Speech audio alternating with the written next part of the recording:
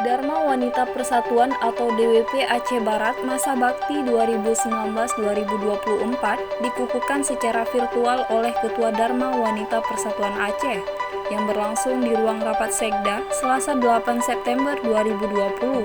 Terdapat 4 Dharma Wanita Persatuan Kabupaten atau Kota yang dikukuhkan dalam kesempatan tersebut, yakni Aceh Barat, Aceh Timur, Aceh Tenggara, dan Kota Lok Semawe. Nyonya Safrida Yuliani Takwallah, Ketua Dharma Wanita Persatuan Aceh, dalam sambutannya menyampaikan pengukuhan tersebut perlu dilaksanakan karena Dharma Wanita merupakan organisasi yang dibentuk beranggotakan para istri ASN yang juga mempunyai anggaran dasar dan perencanaan.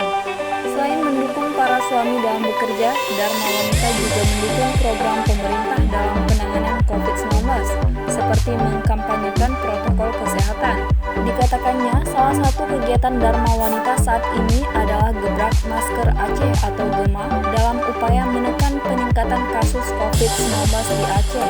Nyonya Safrida juga menyampaikan bahwa Dharma Wanita Persatuan bekerja sama dengan PKK seluruh kabupaten atau kota untuk mengajak seluruh para anggota Dharma Wanita, ASN, dan masyarakat untuk menggunakan masker dan mematuhi